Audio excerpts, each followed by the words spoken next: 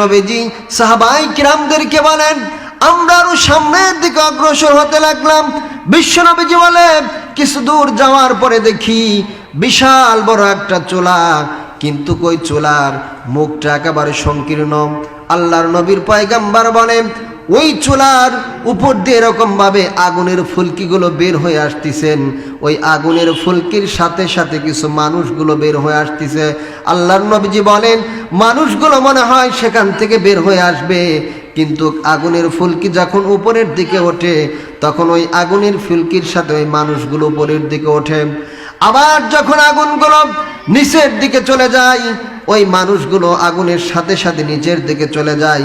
বিশ্ব নবীজি বলেন, এত বড় একটা চুলা, যেই চুলাটার মুখ হলো সংকীর্ণ কিন্তু ভিতরে অনেক জায়গা, অনেক প্রশস্ত জায়গা। ওই চুলার ভিতরে, ওই আগুনের ভিতরে অনেক নারী এবং পুরুষ যাদেরকে উলঙ্গ অবস্থায় সেখানে পোড়ানো হচ্ছে। বিশ্ব নবীজি ওই দুইজন ব্যক্তিকে জিজ্ঞাসা করলো, এরা কারা, এদের সাথে এমন আচরণ কেন করা হয়? ওই দুইজন ব্যক্তি বলে, আরো সামনের দিকে চলুন।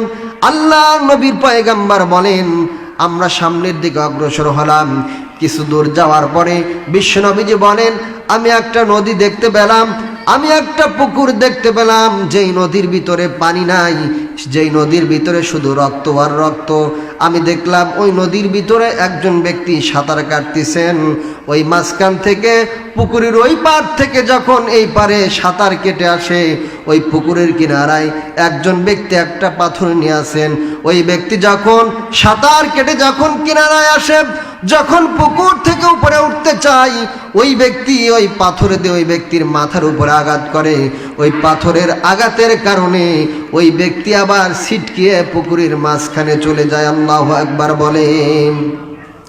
বিশ্ব নবীজি বলে, এই ব্যক্তির সাথে এরকম আচরণ কেন করা হয়? ওই দুইজন ব্যক্তি বলে, সামনের দিকে অগ্রসর হন। বিশ্ব নবীজি বললেন, আমরা আবার সামনের দিকে গেলাম। বিশ্ব নবীজি বলেন, আমরা সামনের দিক অগ্রসর হওয়ার পরে কিছু দূর যাওয়ার পরে দেখি বিশাল বড় একটা গাছ।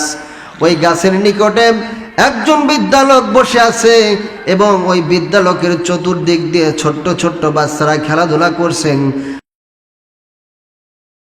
আলহামদুলিল্লাহিল আকরামিল্লাযী খালাকাল ইনসানা ওয়া কাররামা ওয়া আল্লামাহু মিনাল বায়ানি মা লাম ইয়ালাম।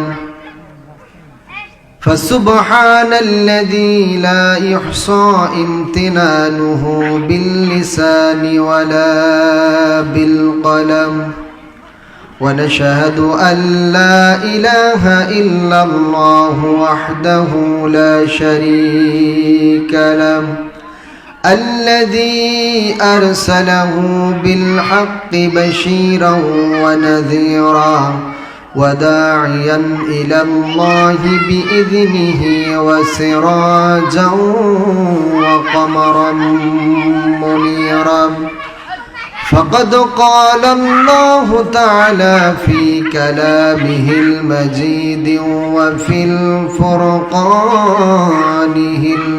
الحميد সবাই পড়ুন আউযু বিল্লাহি মিনাশ শাইতানির রাজিম বিসমিল্লাহির রহমানির রহিম ইয়া الذين آمنوا توبوا إلى الله توبة نصوحا وقال رسول الله صلى الله عليه وسلم إنما الأعمال بالنيات وقال الله تعالى إن الله وملائكته يصلون على النبي يا أيها الذين آمنوا صلوا عليه وسلموا تسليما اللهم صل على سيدنا مولانا محمد وعلى آل سيدنا مولانا محمد মনটা যদি হইতো প্রবল হাওয়া হইতো যদি শুভর কবুতর আমি মেঘের ডানাই পাঠিয়ে দিতাম আমি মেঘের ডানাই পাঠিয়ে দিতাম মদিনারি পথে যেথায় আমার প্রিয় নবী ঘুমাই নিরন্তর যেথায় আমার প্রিয় নবী ঘুমাই নিরন্তর। আলহামদুলিল্লাহ। টনত উত্তরপাড়া মরহুম নূর বক্স সর্দার একাডেমিক মাদ্রাসা ও মসজিদের উন্নতি কল্পে বিরাট ইসলামী জালসার সভাপতিত্ব করবেন জনাব মোহাম্মদ লুৎফর রহমান মণ্ডল। আল্লাহ পাক রব্বুল আলামিন হযরতকে কবুল করেন, বলেন আমিন। প্রধান অতিথি বীর মুক্তিযোদ্ধা জনাব আলহাজ অ্যাডভোকেট শামসুল হক টুকু, হযরতকে দিনের জন্য কবুল করেন, সকলে বলে আমিন। আজকের এই জালসায় যারা প্রধান অতিথি বিশেষ অতিথি যারা এসেছেন, আল্লাহ পাক রব্বুল আলামিন সকলকে দিনের জন্য কবুল করেন, সকলে বলে আমিন। সমস্ত প্রশংসা সেই মহান তাবারক তাআলার জন্য, যিনি আমাকে আপনাকে অত্যন্ত ভালোবেসে তার বিশাল আকাশের নিচে প্রশস্ত জমিনের উপরে জান্নাতের বাগানের মধ্যে আসা এবং বসার তৌফিক দান করলেন। এই জন্য আমরা সকলে খুশি না বেজান? একটু আওয়াজ করে বলবেন, খুশি না বেজান? কম না বেশি? তাহলে সকলে প্রাণ উজাড় করে আকাশ বাতাসকে মুখরিত করে সেই মহান তাবারক তাআলার শুকরিয়া যাপন করছি। সকলে বলি আলহামদুলিল্লাহ। আরো জোরে বলে আলহামদুলিল্লাহ। লাখো কোটি দরুদ সেই মহামানবের প্রতি, যেই নবীজির আদর্শের মধ্যে রয়েছেন ইহকাল এবং পরকালের মুক্তি। সকলে সেই নবীর প্রতি দিল থেকে শিরিক মুক্ত বিদআত মুক্ত দরুদ প্রেরণ করি। সকলে বলি সাল্লাল্লাহু আলাইহি ওয়াসাল্লাম। সম্মানিত হাজিরিন, বড় আফসোস হয় এত সুন্দর একটি জান্নাতের বাগানের ব্যবস্থা করেছেন আমার আপনার জন্য, কিন্তু সেই জান্নাতের বাগানের মধ্যে জান্নাতের পাখিগুলোকে পাওয়া যায় না। কত মানুষ মেলার ভিতরে এখনো ঘোরাফেরা করছে। আগামীকাল যদি আপনারা হাজারো চেষ্টা করেন, এরকম মাহফিল কি আবার আগামীকাল করা সম্ভব? বলেন সম্ভব? সম্ভব না। কিন্তু একটা কথা মনে রাখবেন, আল্লাহ পাক রব্বুল আলামিন যত সময় পর্যন্ত কোনো বান্দার দিকে ৭০ বার নেক নজর না দিবে, তত সময় পর্যন্ত ওই ব্যক্তি জান্নাতের বাগানের মধ্যে আসতে পারবে না। আল্লাহ পাক রব্বুল আলামিন আমাদেরকে কবুল করেছেন, নেক নজর দিয়েছেন, এই জন্য সেই মালিকের প্রতি আবার শুকর আদায় করছি, আলহামদুলিল্লাহ। আরো জোরে বলে আলহামদুলিল্লাহ। সম্মানিত হাজিরিন, আমরা এখানে যারা এসেছি আমরা প্রত্যেকেই কিন্তু গুনাহগার।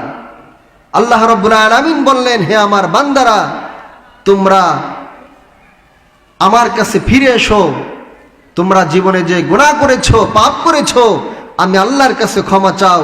আমি আল্লাহ তাআলা তোমাদের জিন্দেগীর সমস্ত গুনাহগুলোকে মাফ করে দেই। সুবহানাল্লাহ বলেন। এই জন্য আমরা যত গুনাহ কেন না করি, আল্লাহ পাক রব্বুল আলামিনের কাছে যদি আমরা মাপ চাই, আল্লাহ পাক রব্বুল আলামিন অবশ্যই আমাদেরকে ক্ষমা করে দিবেন। সুবহানাল্লাহ বলেন।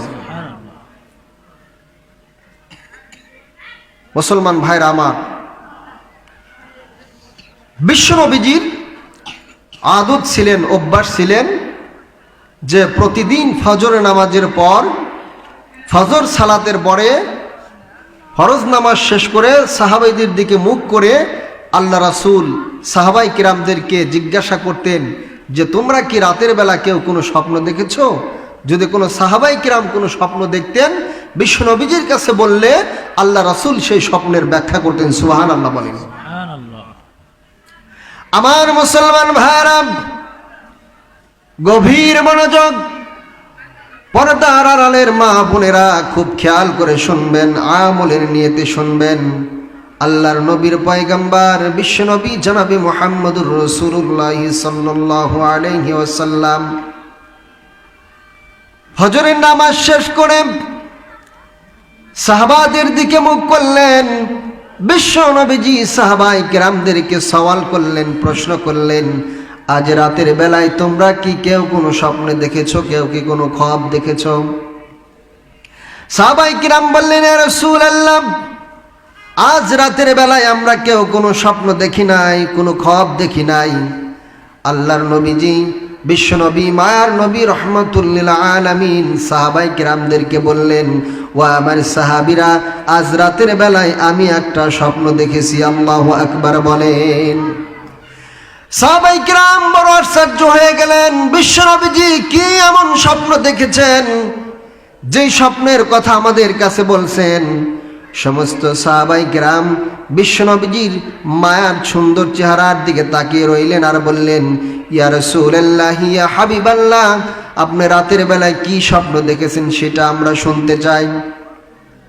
বিশ্বনবীজি বললেন, ও আমার সাহাবীরা, আমি আজ রাতের বেলায় স্বপ্ন দেখেছি দুইজন ব্যক্তি, জুব্ব সাদা জুব্ব পরিহিত দুইজন ব্যক্তি আমার কাছে আসলেন। আমাকে এসে দুইজন ব্যক্তি পবিত্র একটা জমিনের দিকে আমাকে নিয়ে চললেন। কিছু দূর যাওয়ার পরে ওই দুইজন ব্যক্তি আমাকে কিছু দূর নিয়ে যাওয়ার পরে আমি দেখলাম একজন ব্যক্তি বসে আছে আর একজন ব্যক্তি দাঁড়ানো আছে। ওই দাঁড়ানো ব্যক্তির হাতের মধ্যে একটা হুক আছে।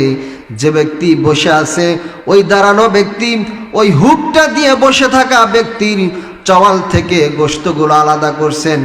ডান পাশের চওয়ালের গোশত যখন আলাদা করেন, আবার যখন ডান পাশ থেকে বাম পাশের ওই হুক দিয়ে বাম পাশের গোশত থেকে চওয়ালের গোশতটাকে আলাদা করে, ডান পাশের চওয়ালের গোশত আলাদা করার পরে যখন আবার বাম পাশের চওয়ালের গোশতটা আলাদা করে, অটোমেটিক আবার ডান পাশের চওয়ালটা ভালো হয়ে যায়।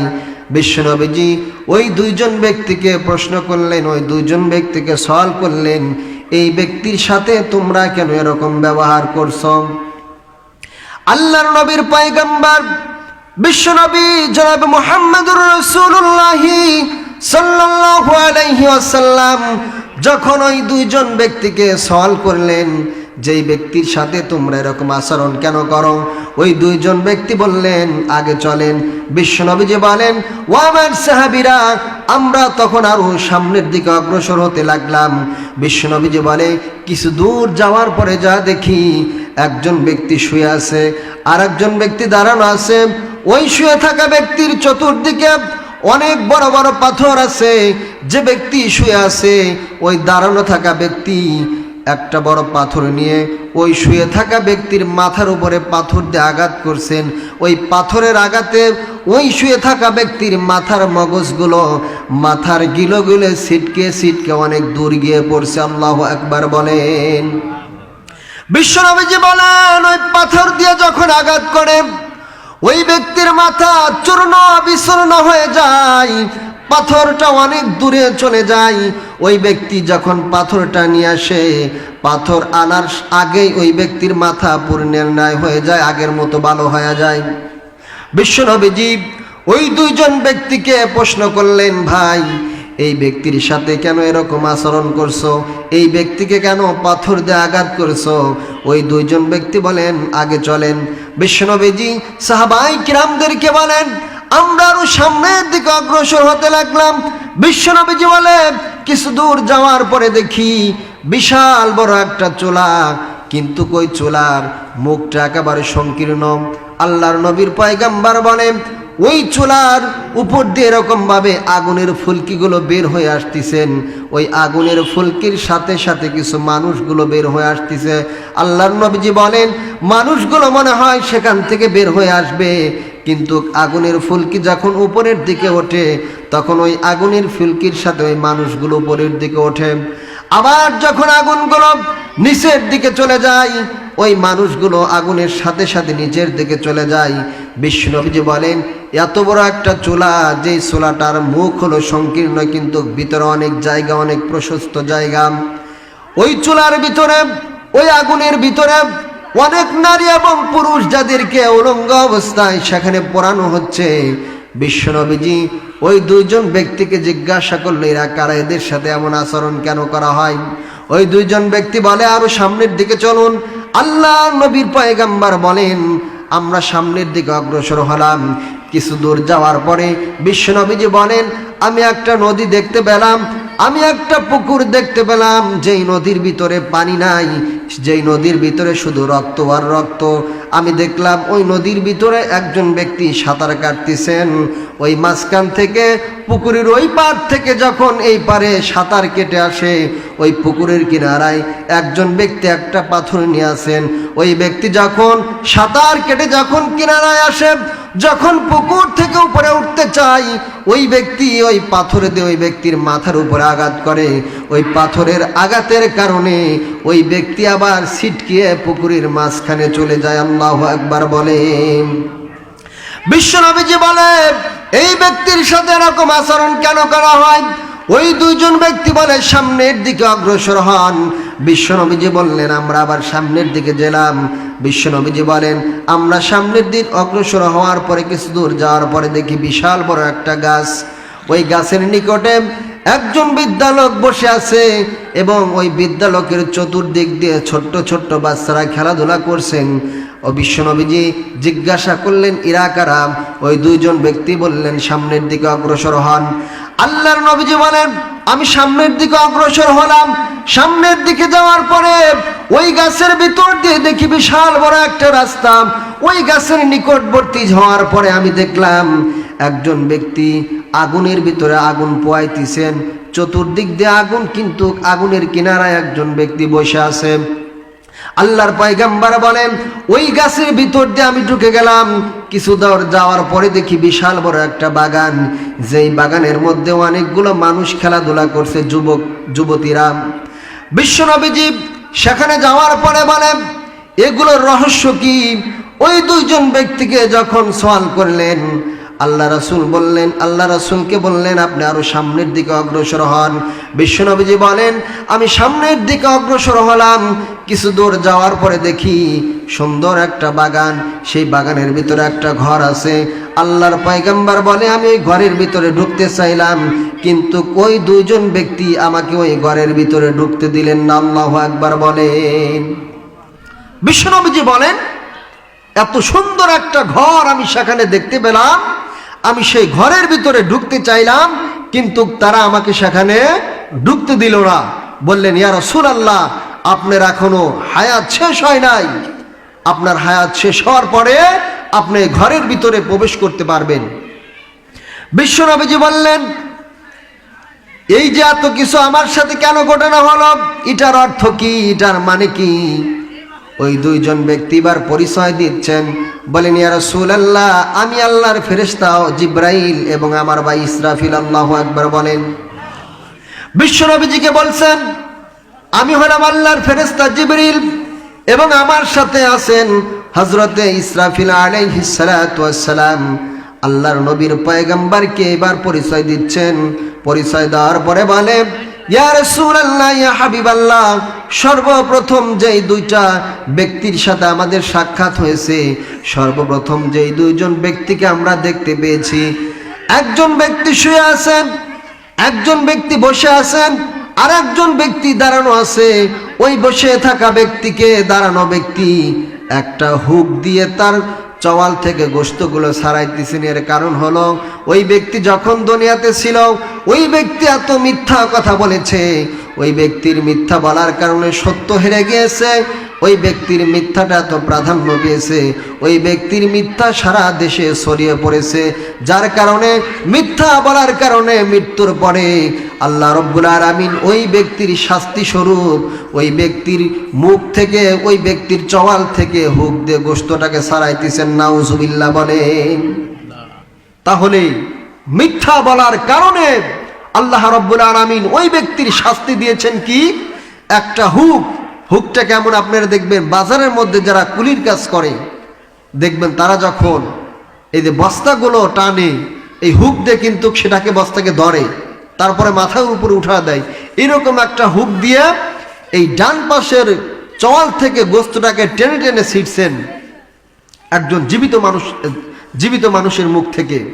আবার যখন ডান পাশের চওয়ালের গোস্ত শেষ হয়ে যায়, আবার বাম পাশের গোস্তটাকে এরকম ভাবে ছিঁড়তে থাকেন। যখন ডান পাশ থেকে ছিঁড়ে যখন বাম পাশে আসে, তখন এই বাম পাশের গোস্ত ছিঁড়তে ছিঁড়তে ডান পাশের গোস্ত আবার অনুরূপ হয়ে যায়।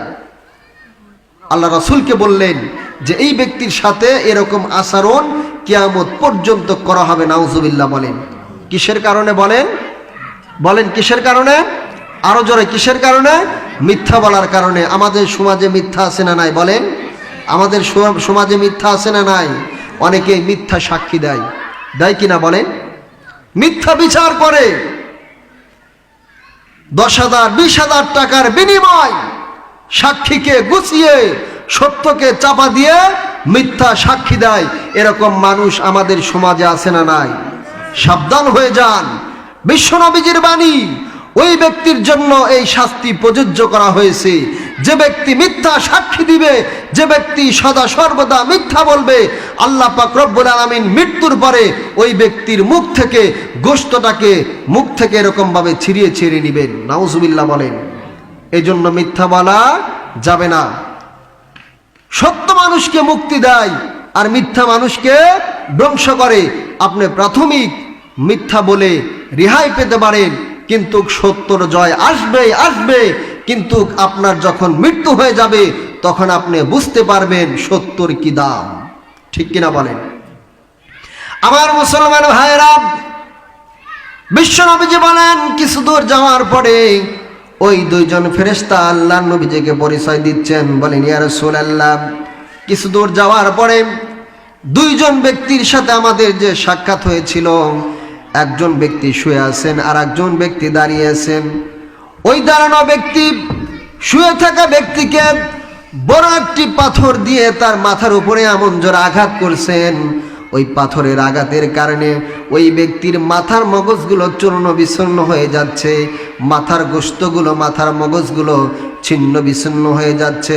ওই ব্যক্তি হলো একজন আলেম, যে ব্যক্তিকে আল্লাহ রাব্বুল আলামিন শরীয়তের জ্ঞান দান করেছিল, যে ব্যক্তিকে আল্লাহ রাব্বুল আলামিন কোরআনের জ্ঞান দান করেছিল, কিন্তু ওই ব্যক্তি কোরআনের উপরে আমল করে নাই, হাদিসের উপরে আমল করে নাই, যার কারণে আল্লাহ রাব্বুল আলামিন ওই ব্যক্তি ওই আলেম মৃত্যুবরণ করার পরে আল্লাহ রাব্বুল আলামিন ওই ব্যক্তির জন্য এই শাস্তি নিযুক্ত করেছেন। নাউজুবিল্লাহ। বলেন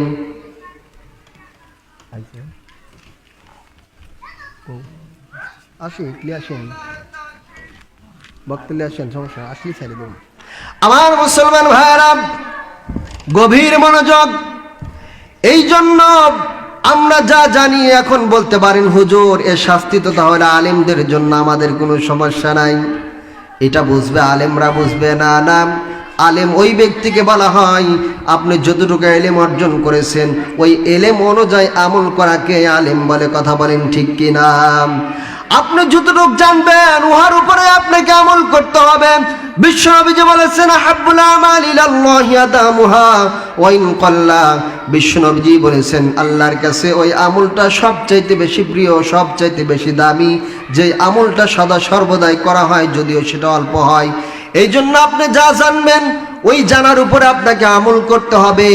আপনি যদি ওই জানার উপরে আমল না করেন তাহলে আপনার মৃত্যুর পরে এরকম শাস্তি অবধারিত আছে। নাউজুবিল্লাহ। বলেন আমার মুসলমান ভাইয়েরা, বিশ্বনবীজিকে বলেন ইয়া রাসূলুল্লাহ, ওই যে কিছু দূর যাওয়ার পরে বিশাল বড় একটা চুলো দেখতে পেলেন, যেই চুলার মুখটা একেবারে সংকীর্ণ, ভিতরে অনেক জায়গা, যেই চুলার ভিতরে মানুষদেরকে, নারী এবং পুরুষদেরকে উলঙ্গ করে পোড়ানো হচ্ছে। ওরা হলো ওই সমস্ত নারীরা, ওই সমস্ত পুরুষেরা যারা দুনিয়ার বুকে জিনা করেছে, ব্যভিচার করেছে। বলেন তো দেখি আমাদের সমাজের ভিতরে জিনা আর ব্যভিচার আছে না নাই? আওয়াজ করে বলে আছে না নাই? কিন্তু আমরা এটাকে কি করি না, প্রাধান্য দেই না। প্রত্যক্ষ দোষী দেখছে ছেলে মেয়ে জিনা করেছে, তারা নিজেও স্বীকার করেছে যে আমরা জিনা করেছি। আমরা করে কি? নিম্বারেক দিয়ে, চেয়ারম্যানিক দিয়ে বিচার করায়, এদেরকে বিয়ে দিয়ে দাও। শরিয়াতের শাস্তি আছে কিনা না?